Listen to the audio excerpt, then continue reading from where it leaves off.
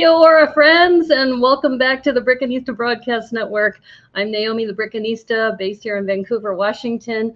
And you notice that my pal, PT McEwen, is not here today. He had a conflict, so he won't be co-hosting today with me.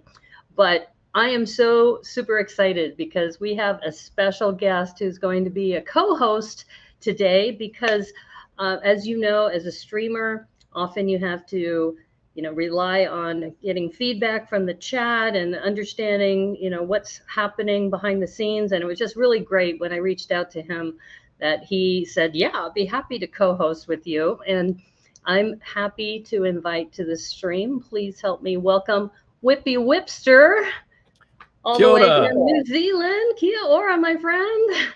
Thank you so much for having me. Yeah, it's great to have you here. And many people don't know that I met you through Twitch, first of all, because you used to be a moderator for Dan Mulholland, right? Who was on season 1 of Lego Masters New Zealand. And I remember that you were streaming at my equivalent of like 1 in the morning Pacific time. Because I was looking at your schedule on Twitch, and it looks like you're streaming, at least for me, Wednesday at 1 in the morning, which I think is Thursday. Yeah. Generally starting between 11 and 1, depending on where we are at with daylight savings. Right. Yeah. And and look, PT McEwen's in the chat. So hey, PT, yeah, we're holding the fort down for you while you're on vacation. Enjoy dinner. Have dinner. And this is Whippy Whipster, out of New Zealand. Now, what city are you based in, Whippy? I'm just out of Wellington in a coastal sort of collection of towns called Kapiti. Oh, it's it's nice and close to the beach. It's only 35 minutes or so now that the new expressway has been built to get into Wellington City. So it's not classified as Wellington, but it's close enough that we sort of most of us work there or do something there. We would call that a suburb. I don't know if that's what they call them over there in New Zealand, or a provincial town. There's almost there's sort of 2 cities between us and Wellington in that distance, so it's it's a little weird. Yeah, there's just a whole collection of these little coastal towns and valley settlements. So Wellington City itself sort of goes the other way.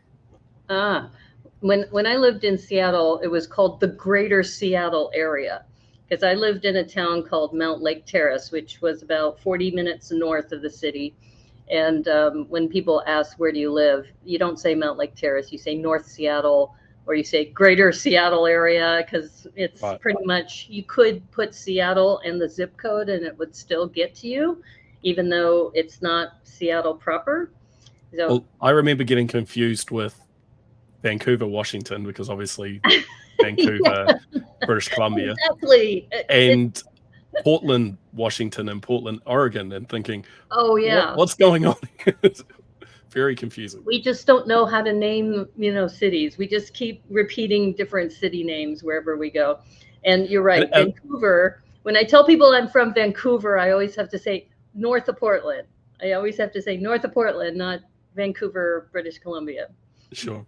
And you sort of tend to get a sense of why Americans will always say the state that they're from as well, because there's so many towns with the same names.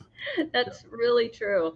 And I'm really glad you said you're from Wellington, because we also had on the show Angus Deacon, who's in the Wellington area, and Dan Mulholland is from the Wellington area.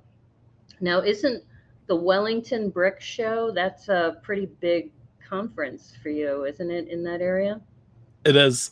And that's coming up. I actually don't know the dates, and I should, because I'm a member of the Wellington Lug. You can look it up while we're kind of having this discussion. We're very casual here, so you don't have to worry. We intentionally invite Kiwi guests so that you can keep us in line, so that we don't misappropriate anything and that we interpret things properly. So I think we're too easygoing to keep people in line, to be honest. Well, they just had the Christchurch Brick Show last week. They did, yes. And it was great because we had Rachel and Jason on the show last time, a couple weeks ago. Last week, Both PT and I had conflicts, and it turned out I was supposed to be at Brick Rodeo, but I got COVID, which just, you know, 2 days before I'm supposed to get on the plane, I tested myself and I got COVID. I'm like, oh man. You did the right thing though.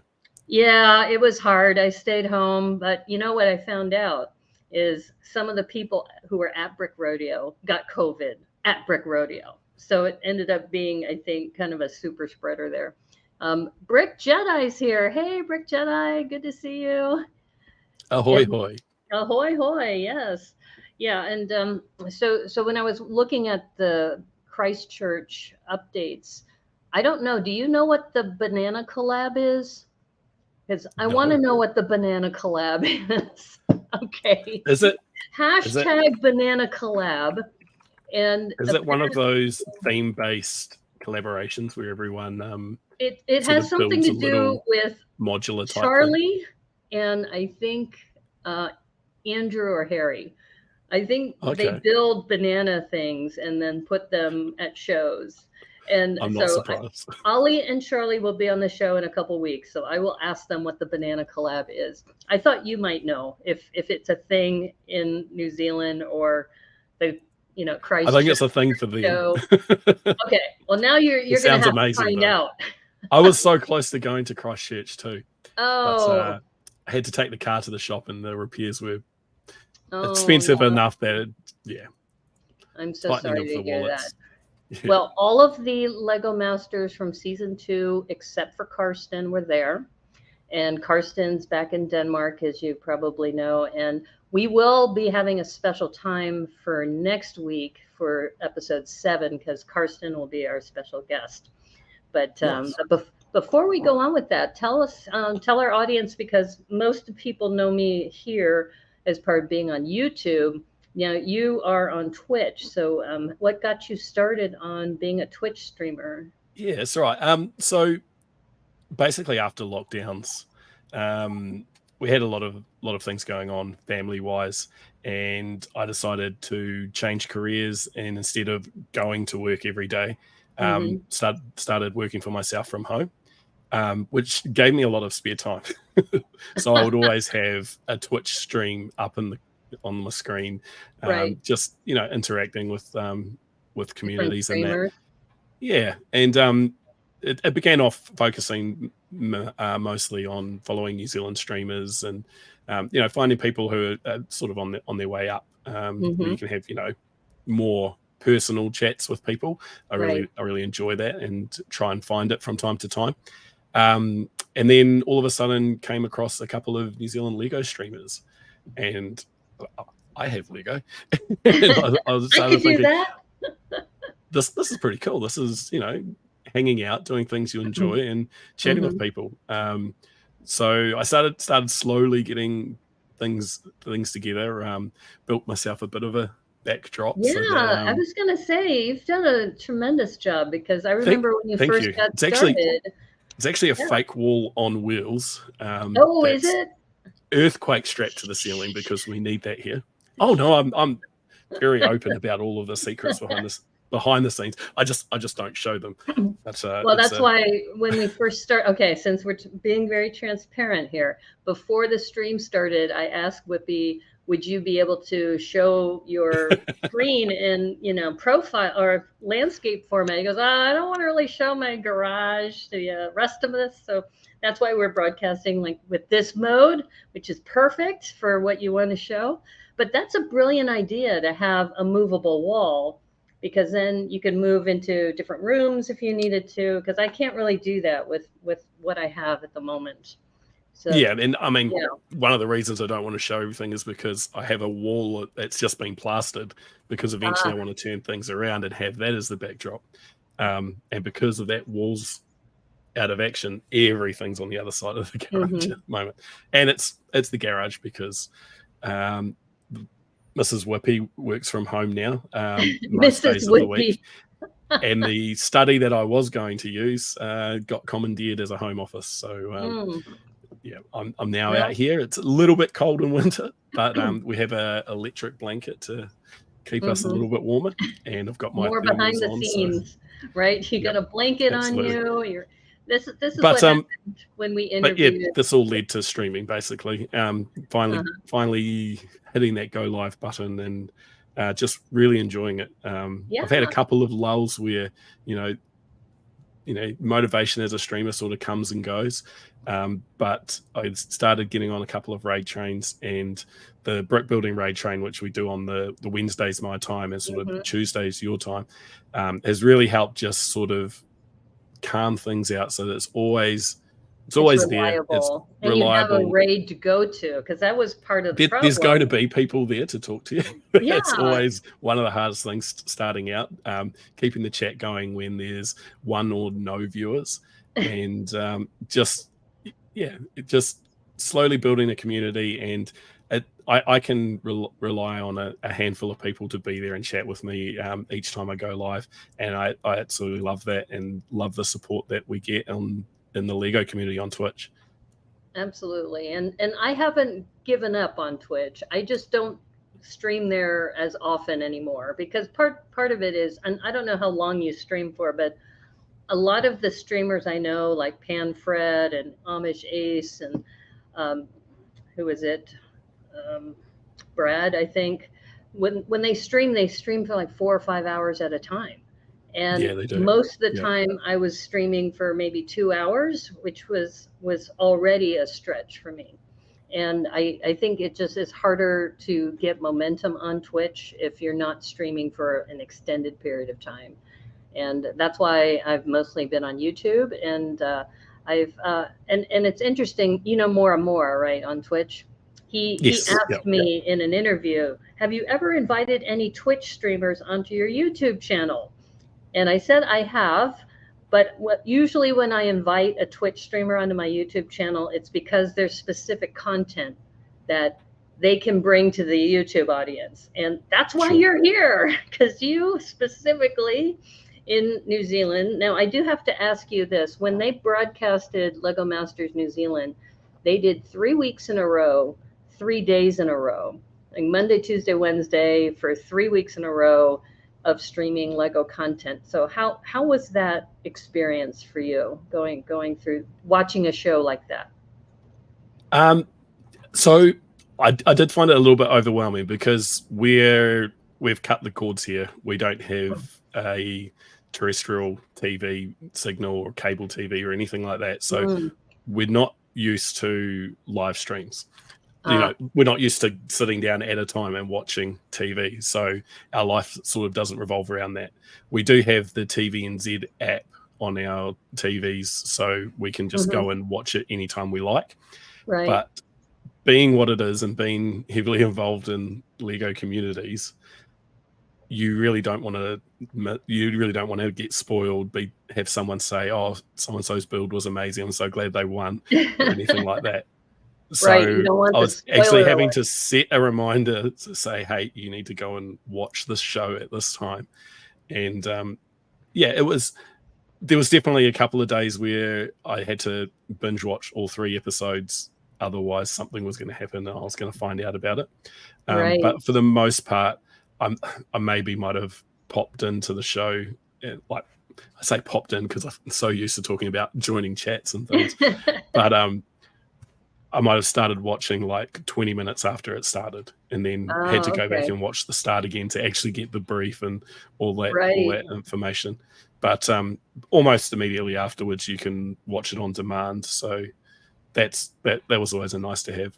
I'm not sure many people are quite as cord cut as our family is, but we've not had a cable TV service in about 6 years now. So we're kind of used to that now. Well, and like you said, with streaming and with apps, you can pretty much, watch things at your own pace. And speaking of which, if you do want to watch the shows, you should go to tvnz.co.nz/shows/Lego-Masters-NZ. That's the official place for you to go watch these shows. And is that geo-locked, or is that available everywhere now? It is geo-locked. So I will say that you have to be creative to be able to watch them from the US. And but I will say that we're one of the few US streamers that are covering this show.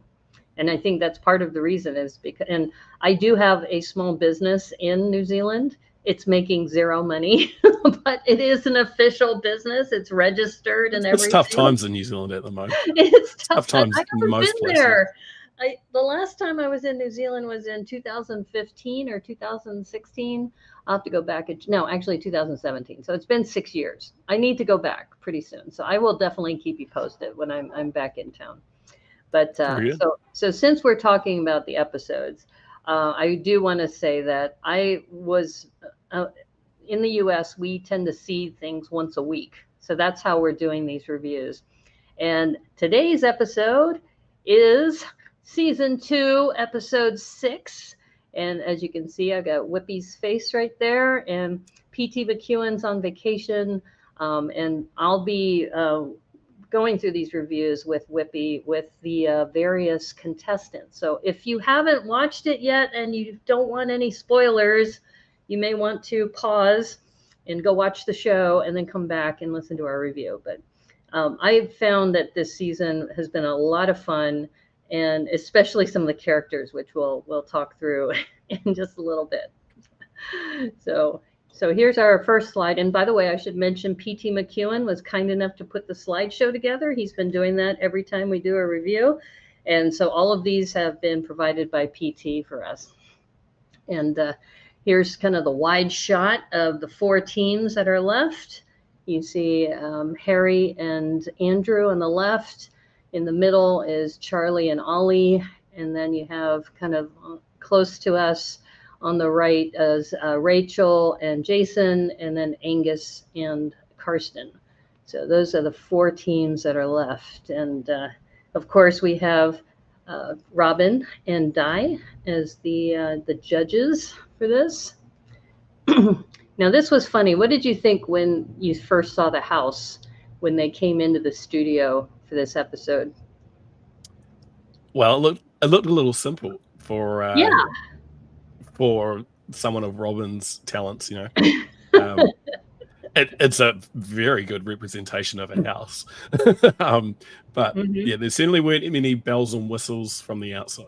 It was pretty plain. And when we had a similar episode in the US, they gave you a similar house, and you had to, I guess, bling it out and make it really fancy. And but it was all part of like one big neighborhood.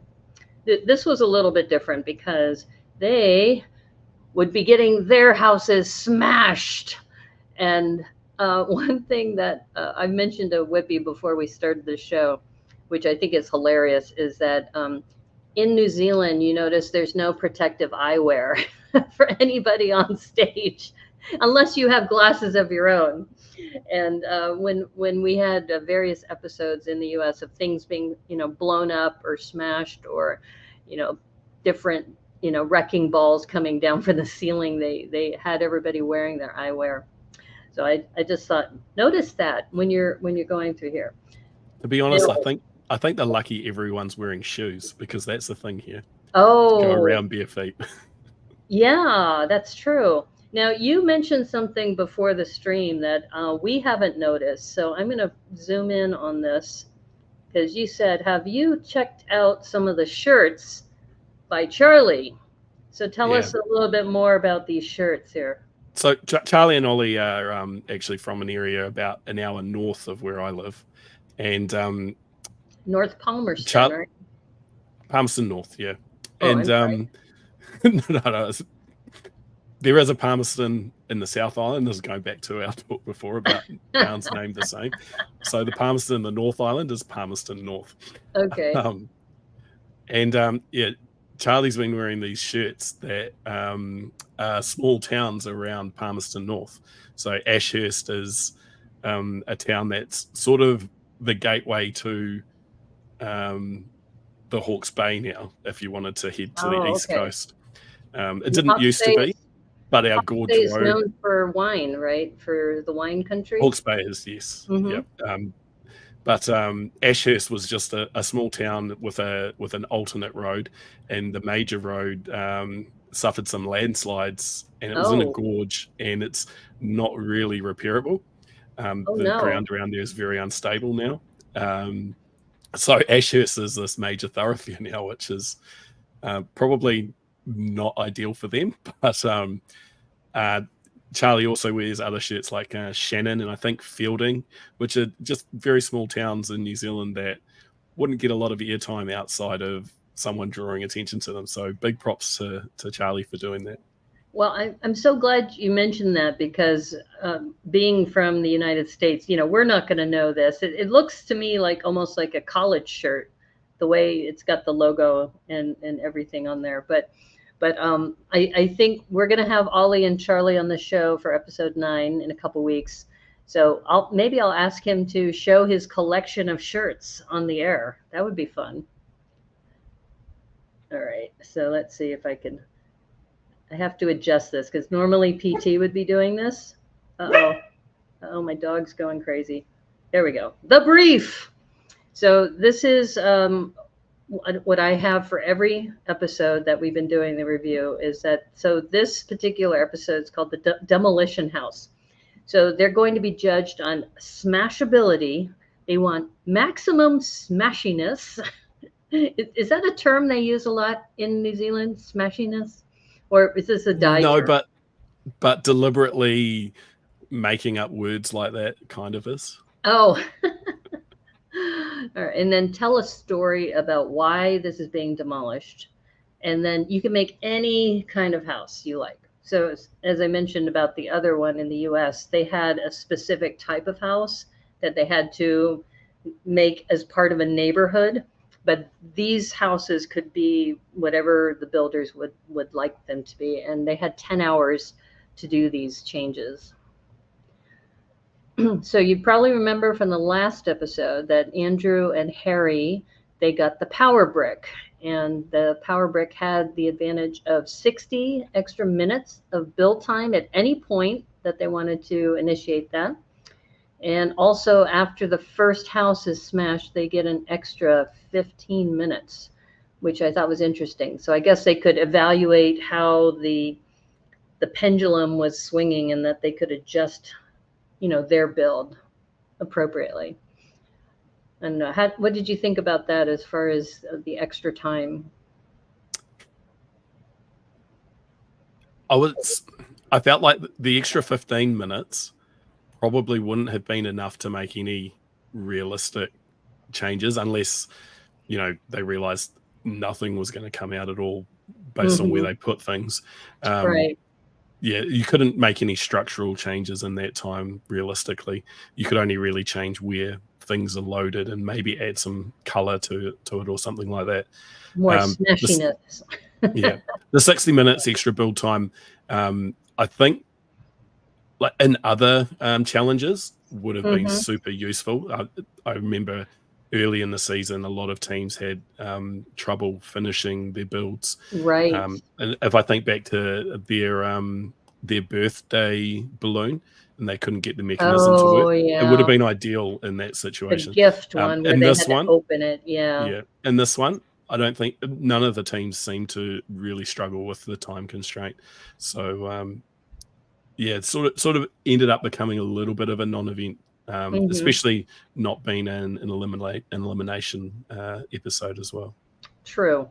And I think if I remember right, Rachel and Jason had an extra hour when they did the Kiwiana episode, and they ended up adding the UFO element of Kaikoura, which to me didn't really add to the actual piece. I think I would have spent more time on, the whale and some of that, because I think it ended up confusing.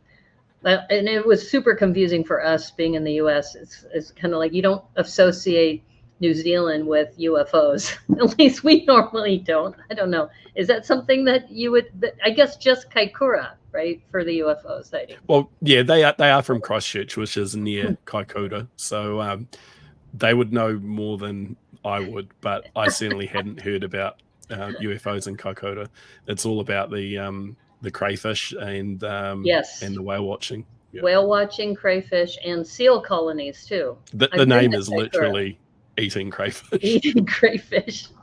I had invited a friend of mine, a New Zealand friend, to be on that episode to review, because with just PT and I trying to review the Kiwiana episode, we knew we were going to be in trouble.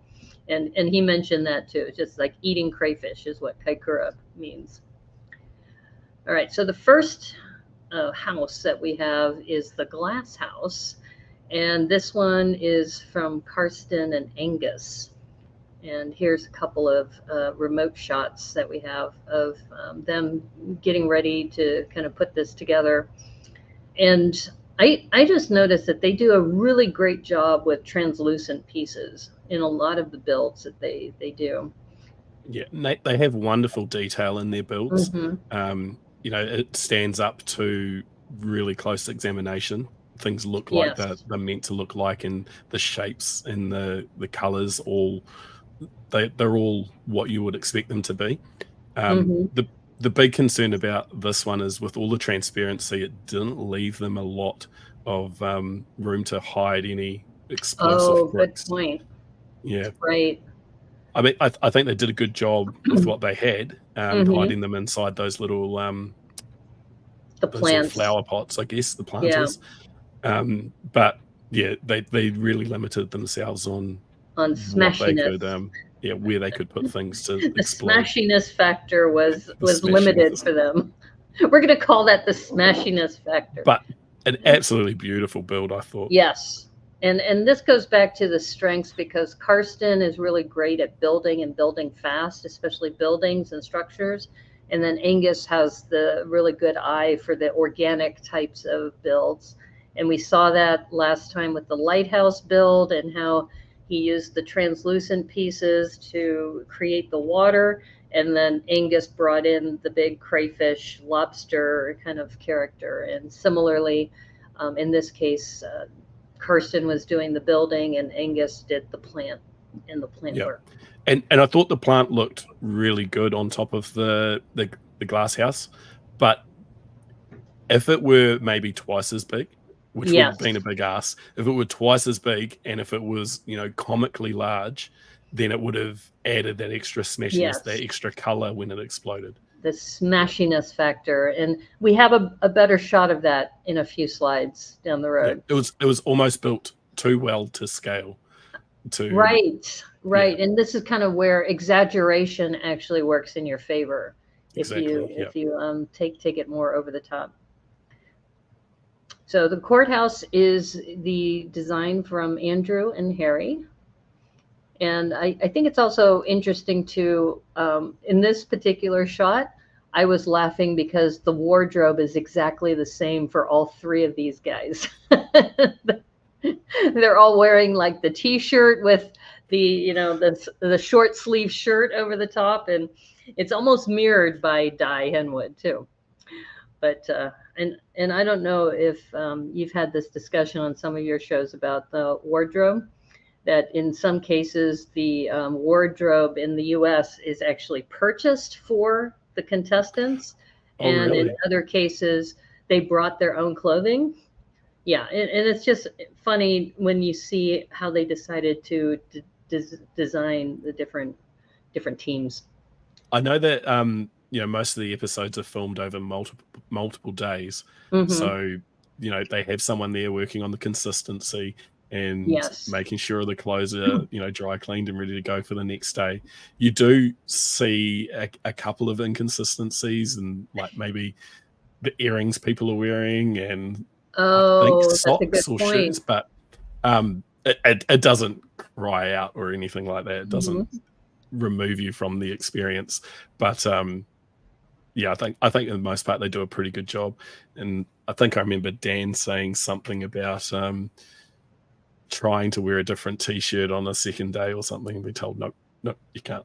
You can't do that. You gotta have continuity. Is I think there's an actual person in charge of continuity for wardrobe and other things. So I'm zooming in on this a little bit because of the pickup truck or the semi truck that's here in the back, and we have this column. I really love the design of this column too. They did a really good job with this. Yeah, and the technique that they used to build it was quite clever, using the tracks.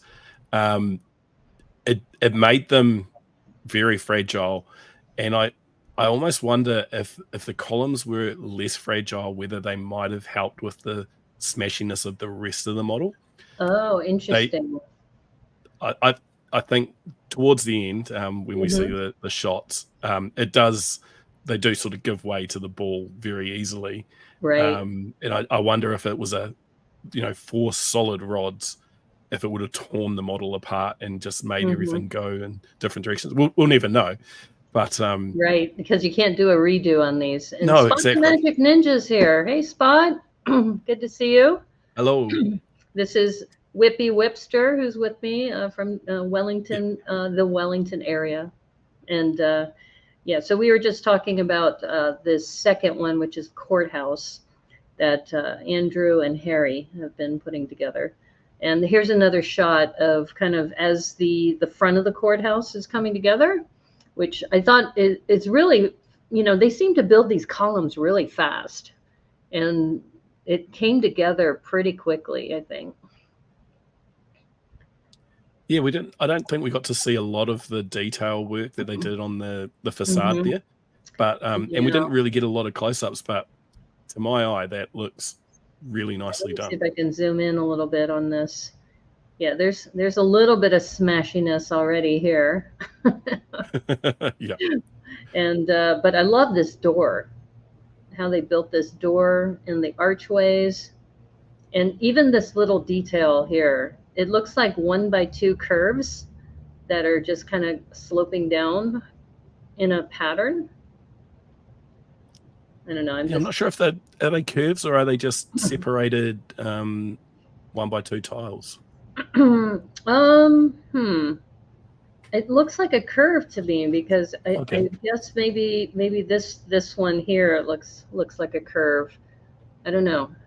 I'll have to experiment because you could put a 1x2 curve and then a 1x1 brick or right underneath for the next one, or maybe it's a 1x2 on the side. I don't know. We'll have to ask them sometime. Yeah, but this doorway is beautiful. And also the translucent, looks like they used some 1x1 translucents here and 1x2s, like 1x1s on the side and 1x2s in the middle to kind of give it some texture. Yeah, it's a really pretty cool little facade that they put together. So I'm doing double duty today since this is normally PT. He works his magic when it comes to the slideshow. I'm quite interested in those bases for the columns and what they've actually done there. You don't really get these to see here, it. Yeah.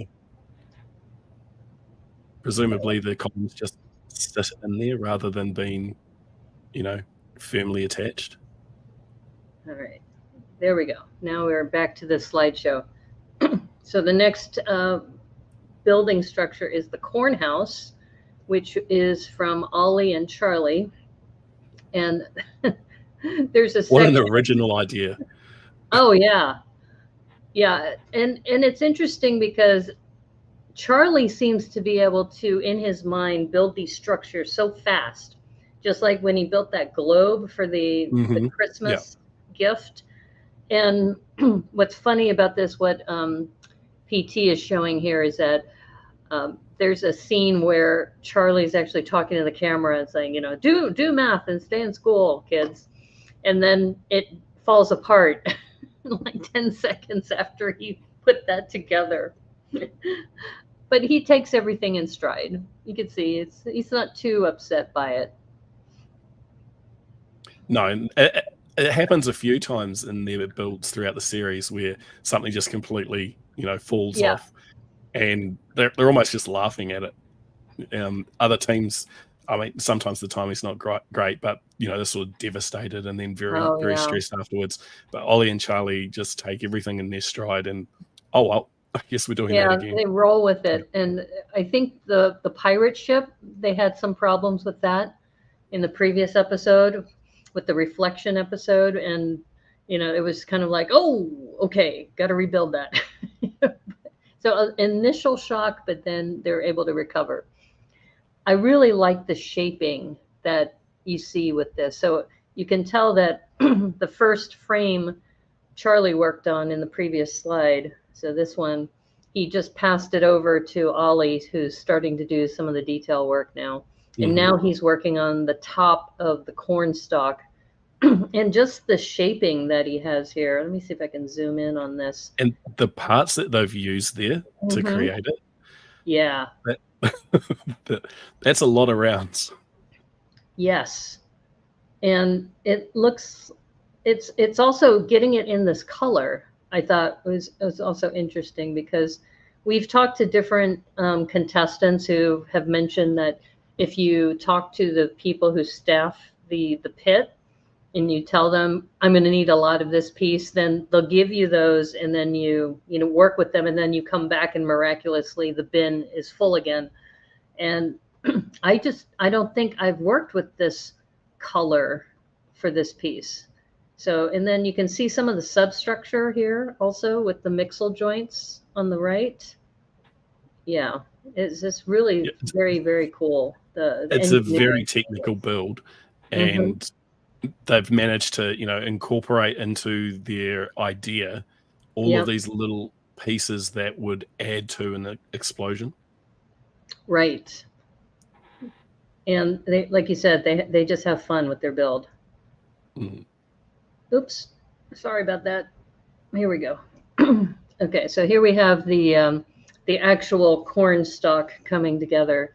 And the big part about their smashiness is they put popcorn inside, lots of little bitty popcorn pieces in there, which really added to the effect. Because the corn house is on fire.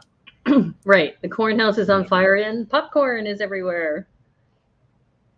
I really like too that how they put the windows at the bottom to create this scene of a house. Like if a piece of corn was to be a house, what would it look like? And they really nailed it. And I think if they added more levels to that, so if they had, 2 or 3 tiers of windows, it would look more like a apartment building rather than a house. So that's I think keeping it that way sort of it grounded it a little bit. grounded. Yep, pun intended. Now this next one was one of my favorites, the candy house. And this was Rachel and Jason's. And here's some of the prep work. And look at all the color. You've got orange and you've got this like medium or azure blue. Just, oh, it's beautiful. And you can even see the character coming together with the face. They just seem to have a lot of fun also when they're building. Yeah, I think this build in particular for them it went very smoothly. They've had a couple of instances where, whether it was just portrayed that way on the show or not, they did seem to come up against a few blocks trying to get their ideas out. Whereas this one sort of seemed to flow quite naturally. And I think you can see it in the end product. They built what they wanted to build and it looked how they wanted it to look.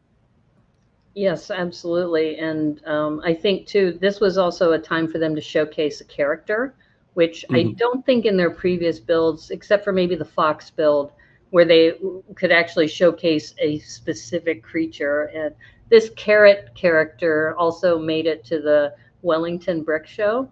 So it's almost now like a signature piece for them because they have it in their backdrop when they're on a live show. They had it in the show here, and then they have it at the brick shows. I should have asked them if they named the carrot character. Oops. We have a trend in New Zealand where if a town is sort of known for something, they'll build a big homage to it. We have a town called Oakuni, which has a giant carrot. So it's very reminiscent of the giant carrot in Oakuni. Is it a carrot? It's not. It doesn't. No, it's just a carrot. But anyone going through Oakuni will pull over and get a photo with it. Isn't there another town with a big pair of gum boots too? That's Taihape. Right. Yep, and then in Otago somewhere is like a big fruit bowl, I think. Ooh, maybe Cromwell. I'm not sure. Yes. Cromwell's a bit. Yes, definitely Cromwell. Yeah, See, I didn't even to know that. I Cromwell. just know that Cromwell is a bit of a fruit bowl. It was definitely Cromwell because I when I first found out, I think I told you this story that my nickname is Kahurangi or Kahu, which is why my label says Brick Kahunista for today's show. And part of my investigation was there was a Chinese community in Arrowhead, I think, in the Otago province where there were a lot of Chinese miners. So I was trying to figure out.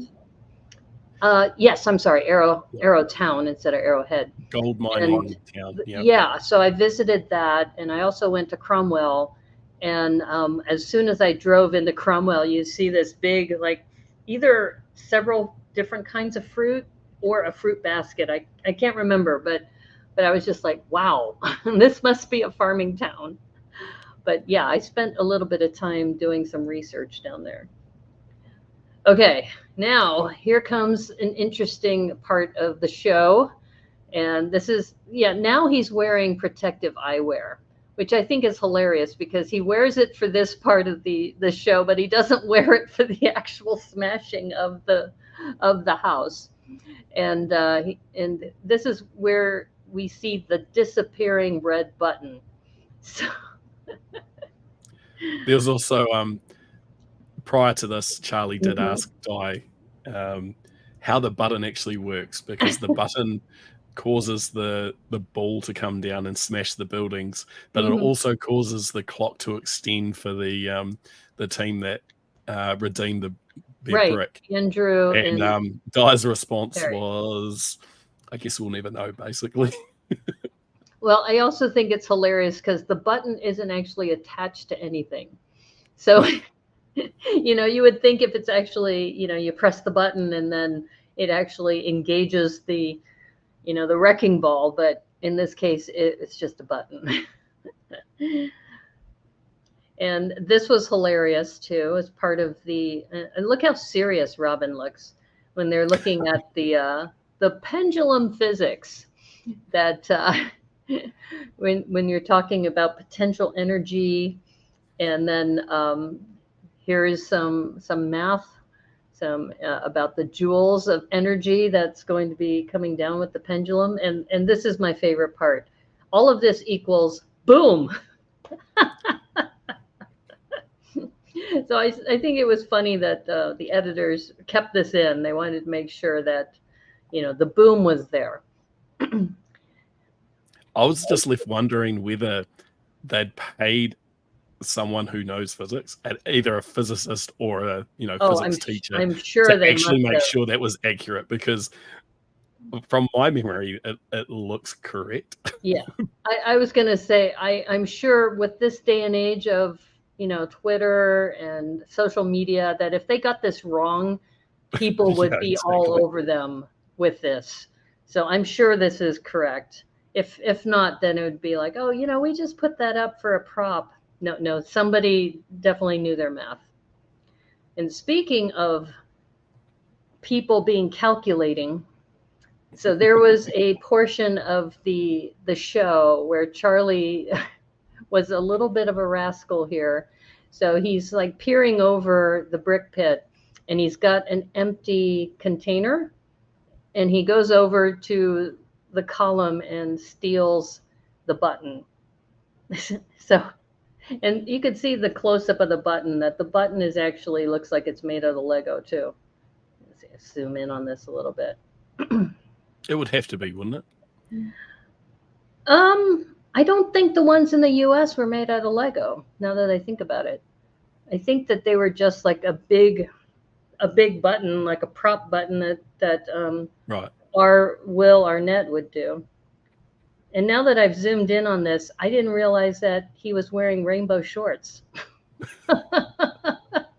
Did you notice that? Yeah, I think I noticed in the wide shot of them. In the wide shot around. earlier? Yeah. Okay, let me see if I can do this without messing things up. Okay, we're back. Yeah. So here's, now we're at the presentation phase. And here's Ollie and Charlie's corn house.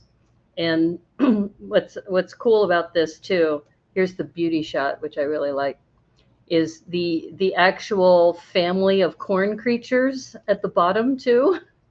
Those were so cute. Here's a Yeah, close up. without them, it would be a very green build. Yeah, So, exactly. yeah, having them there just add that sprinkle of color around the base, and detracted from the massive green cylinder. Well, the other part that's hilarious about this, and it's too bad that Yo-Yo Firebricks is not on the show. He was on our show for episode 4.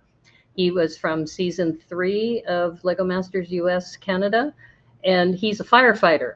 And they've got 2 firefighters that are here in this. The one on the right has a hose, and you can see the little fire hat that they built on this. Yeah. And then the other one is here on top of the ladder, saving the little baby corn. Very, very cute. So the little splashes of red here, and the corn house started catching on fire because of the barbecue, right? They were having a barbecue, and the fire got out of control. The little baby corn here with the little pigtails, super cute. And yes, I agree with you, Brick Jedi. This design was super rad, definitely. But just it goes back to the combination of the colors and everything. Looks like they had a kernel of talent. This build really pops. Yes, it does. I forgot to mention to you, Whippy, that the people in the chat who follow me, they're really big into puns. So I do like too the blue door. So they have this handle, and I'm not sure what this handle is, but maybe it's a horn. But just Is that like detail. the frill off like a candelabra? Is that the word? Could be. It could be also just a Like big the front of horn a from like a coach? Ninjago set, maybe. Like I'm just wondering, does it have that little spiral at the at the end here? Yeah, this Yeah. could be a little spiral thing. I don't know. It's just those little details, and even the little bottom here where they used a little different color of the profile bricks. So they have, I think, like either a dark gray and light gray down here, maybe. It's hard to tell because of all the blue, because I don't remember seeing a profile brick in this light blue color. But just really cool details. They have a trident for the corn, for the barbecue. Like I said, there's just a lot of really cool details. And then even this little chicken, with the little chicken and the little teapot. Which is a bit concerning, right? Because chicken eat corn, right? Right. It's kind of like, what are you trying to say here with the chicken? Or maybe this is in the first season, Georgie and Andrew, they had a chameleon in every build. So I wonder if they have like a chicken in every build. We'll have to find out. We want to know. And where's the banana collab? What is it? Oops. Oh no. I did it again. Sorry about that, folks. Here we go. 32. Okay, here's the close-up of the fire that's happening inside the house. I mean, that's some really amazing detail. Oh, it's a golden hot dog. Oh, that could be it. Yes, you're right. You're right, Spot. Yeah, so they put some details on the inside of the house too, which is really cool. And here comes the smashiness factor. And this is, once again, it's on fire and there's popcorn coming out of it. So you can see that there's popcorn coming out of the center. There's popcorn coming out of the top. I think that's actually supposed to be maybe smoke that was coming out of the top. Yeah, it's really, really fun little build. And look at that. Lots of smashiness here. But no eye protection, because remember we saw that other scene with Dai, he's all decked out, even has the rubber gloves, and he's got the big hammer, but no eyewear for this. I really love this. This is a really great scene. Mid-smash picture is sweet. Yes, definitely. That was a really, really good angle. The photos with the ball embedded in the buildings, they look great. Yeah, that is a really good shot. Maximum smashiness. Okay, so the next one is Karsten and Angus. And just to kind of also give you some perspective, if you take a look, I'm going to go back a few slides. Look at the height of this one versus the height of the corn house. So I'm going to put it back at this first shot. So it's the corn house is, I think, a whole story taller than what Karsten and Angus did. And it goes back to what you were saying earlier. Let's go back to Karsten's and Angus's build, is that that, and we'll have a closer shot of the plant, but the plant at the top, as you mentioned earlier, if they made it twice as big and more dramatic, it would have told the story better too. Because that was the other part, if you remember the brief, is the brief said it had to have a really good story. Yes, it really does look like popcorn. It was very clever. That was a very clever build. Okay, so here's the glamour shot of, this is where it's a glass house full of plants, and the story is that one of the plants has really become a monster plant and is bursting out of the top and is out of control. But there's some a lot of good sabotage going on in the foreground too, I think. A rogue gardener adding fertilizer to the water fountain or something to cause the plants to grow like that. Yeah, and you even see some of the minifigs on the right here that are like running for their lives in shock. And here's a close-up of that monster plant. And I agree with you, Whippy. I think if it was twice as big, it really would have been much more dramatic. And they needed that color too, because the glass house is beautiful, but it's pretty plain, right, with the color scheme. And here's an interior shot of, and it's just beautiful, but to your point, they had no place to put the smashy bits, right, for when the wrecking ball would come in. What is the significance of the 1923? I don't remember. Do you remember, Whippy? 1923 glass house. Imagine maybe it's been 100 years. Oh, I don't know. I can't think of a specific event in 1923 that has any relevance, but I could be wrong. We could ask Karsten next week. He'll be on our show next week, so I'll have to make a note. What does 1923 stand for? Good question, though. Thanks for asking, Spot. And here's the smashy bits. So here's the pendulum going through. And it goes back to what we were talking about earlier about the color palette. You can see there's just a lot of gray and white and not a lot of color. There's some green and the plant at the very top, but not a lot of places for smashiness. It is kind of cool, though, once it did get smashed. But they pretty much hid all of that inside the plants, which made it much harder to do. And it's smashed, but it doesn't look like a lot of the pieces have been propelled out of it. The sort of the like impact has happened, and everything's sort of just falling in place rather than blowing out. Right. And once again, no protective eyewear, with the exception of Robin with his own glasses. Those popcorn pieces too, they're actually a lot larger than those small studs, right? So yeah, they potentially took on more of that kinetic energy and were expelled a little bit better than all the small pieces, which would sort of just fall out of the way. Right. That's a good point, because not only did they use the popcorn pieces that are like individual, like ice cream cone pieces, but they also brick built a couple of those popcorn pieces. So you had a combination of the two. All right, so here's Andrew and Harry's courthouse.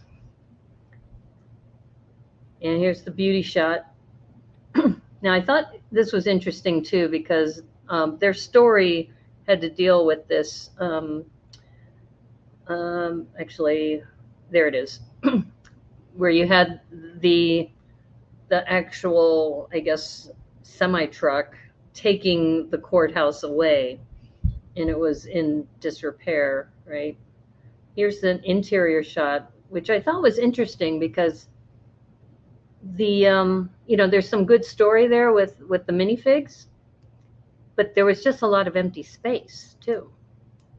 Yeah, they talked about it being criminals hosting a kangaroo court while they stole the courthouse, which is a great idea, but there's probably too few elements to display and to convey all of those ideas. Yeah. You sort of have to find each one rather than be kind of overwhelmed by everything going on, showing a story. Yeah. You have to go digging for it a little bit. And I think this is also an example of where minifigs are almost too small when you're trying to tell a story. Because when we see the next one with the candy house, we'll see a very large character that's involved with that. And here's the wrecking ball shot. So you have the wrecking ball coming in and smashiness. Yeah, I still think the corn house, of all the ones we've seen so far, has been the most dramatic. But they did a pretty good job because of the shape. Because of the shape, a lot of that impact blew out the sides. Whereas a building built like this, you can see the sides are still intact. Nothing's flying out sideways. Well, there's some studs flying out to the side there, but it's containing a lot of the explosion. Right. Good point. Okay, and then we have the last entry, which is the candy house. And once again, I want to point out the scale, is that you can see the scale of this house is a bit smaller than some of the other ones. And that's why when you build for television, you really do have to build tall. And it seems like, but I love the colors of this house. And here's the close-up, is that the colors of this house are my favorite. And in this case, they made the candy house full of licorice. And you were mentioning before the stream that the All Sorts brand of licorice is very popular in New Zealand, right? Yeah, and it looks exactly like those striped, brick built versions. It looks exactly like that. And they've done a really good job here of just filling out the entire front with various candies and just, making it look like you sort of would expect a candy house to look like. You live in Candyland, everything's candy everywhere. It's all built out of it. You can walk up and break off a bit of the doorway and start eating it. We've all seen those cartoons growing up. And so, it's exactly what you would dream it to be. The other thing I thought was really cute were the little characters in front, because when we had them on the show, they had that tuatara tree, and they had all those little tuatara. Did I say that right? No. Tuatara. Pahudakawa. Pahudakawa tree. Yeah. Sorry, I'm thinking about tuatara as the little lizard, right? That was I think in episode 2. There was a Formula One racer. The Formula One race car, I'm getting so you could tell. This is why we need people like you on the show to keep us straight. But these little characters, let me see if I can zoom in on these characters here. I mean, look at these. These are adorable. These little like ice cream characters that are in front of the store or the house. And this one is carrying like a big balloon or a big lollipop, maybe. Which, here's my other question. They called it the candy house, but wouldn't you in New Zealand call it the lolly house? Absolutely.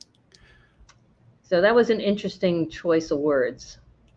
Okay, let me see if I can. However, we do have things that we would call candies, but they're more like the hard-boiled type of sweet. Lollies are generally a lot softer, sort of like gummies, wine gums, and things like that. Pineapple lumps. Pineapple lumps, yeah. Here's another close-up shot. And so the story here is the carrot monster doesn't want the lollies around, right? And has come around to destroy the candy house. I think he wasn't invited. And he wasn't invited, right? I like what they did with the ferns coming out of the top of the head. I mean, that is just a really cool character. Lots of mixel joints. And we talked with Rachel and Jason about this, that this was one of their favorite things to build, was this little carrot monster. And here's the smashiness. Now, another thing that they said when the smash was happening is they wanted all these lollies to go flying out and the house would be demolished, but the carrot man would be staying. And the carrot is way rad. Yes, absolutely. Yeah, Jason was in charge of the carrot, and he did a great job. And there's the smashiness. Not quite as many, as colorful and as some of the others. All right. I think the house was maybe a little bit too well built. Yeah, that could be. It could be that it was just too solid. And it was also very fast. Every time you saw one of these things smash, it was pretty fast. So it could be, too, that they just, in the roof, maybe if the roof was a little more fragile, that it would have popped off maybe a little bit more. It's easy for us also, to be backseat builders. With a peaked roof like that, too, you'd almost think that there's not a lot of resistance for the chain. Where the peak joins was probably the weakest point, and it probably just cuts through it like a knife through hot butter, rather than offering that resistance to cause it to just explode. Yeah, it's a good point. So don't put your seam right in the line of the pendulum chain. All right. So the top two teams that were part of this challenge were Ollie and Charlie with their corn house, and Andrew and Harry for the courthouse. Now, what's interesting about this is that this is not an elimination challenge, and they did not play the power brick. They didn't feel like they needed to submit the power brick as far as any change. So, but Ollie and Charlie won. Spoiler alert, the winners. And that was for the corn house that they had. And for this show, the winning gives them an advantage for next week of just knowing what the next challenge is going to be. And that was something that, what's interesting about Lego Masters New Zealand versus some of the US is that it really is more focused on the builds. And also there's a sense of camaraderie and less so of competition, which I really have been enjoying about that. All right, so that's the end of our slideshow. I just am really, really thrilled that we've been having this opportunity to review some of these Lego Masters New Zealand shows. And I'm really thankful that you came on the show to help me out here. And again, thank you for having me. Yeah. I also, before the show started, I'm just going to give you full screen, is that you're wearing an all black shirt. Yes. Our national rugby team are playing tonight against South Africa. So be a very good game. South Africa are the reigning world champions. And New Zealanders don't like that at all. So a chance to try and get one back at them before the World Cup later this year. Right. And I was telling Whippy that last week I was wearing my all black shirt, and I almost wore it today. And I said, no, I'm going to be at least consistent in wearing black and white for these shows, that to show my New Zealand pride. I'm also wearing my Manaya too, because I always wear this at least when I travel. It keeps me protected. And it was a gift from my cousin, who gave me the name Kahurangi too. So I don't know if we'll be able to get him on the show. I was hoping someday you might be able to meet him. I think you may have seen an old episode with my cousin, Kingy Biddle. I have, yes. Yeah, he's awesome. But for those of you who are not familiar with Whippy Whipster, go follow him on Twitch. You can follow him at Whippy Whipster on Twitch. And if you really enjoyed being on the Brickanista Broadcast Network and watching this show, please like and subscribe to the stream. I'm up to 381, and they just lowered the threshold on YouTube to 500. So I'm getting closer now, and I think any little bit helps. And make a comment if you liked what you saw on the show. If there's anything that you think we should change, please let us know. And also, if you want to send us any kind of fan mail, you can send it to the Brickanista Broadcast Network, P.O. Box 87232, Vancouver, Washington. Thank you so much, chat. Thank you, Spot the Magic Ninja, Brick Jedi, anybody else who may be watching afterwards. And thank you again, Whippy, for being on the show.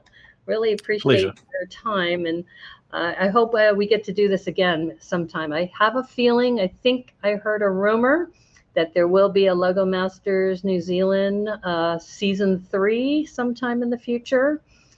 I think we'll have to see how things go. Great stream. Thank you. Have a great night, everyone. Yes, thumbs up, everybody, for rock and roll. Yes. Thank you so much. Thank you for being on the show. Thank you for watching. And as they say on the Brickanista Broadcast Network, thank you so much. And may the clutch be with you. Take care, everybody. Bye.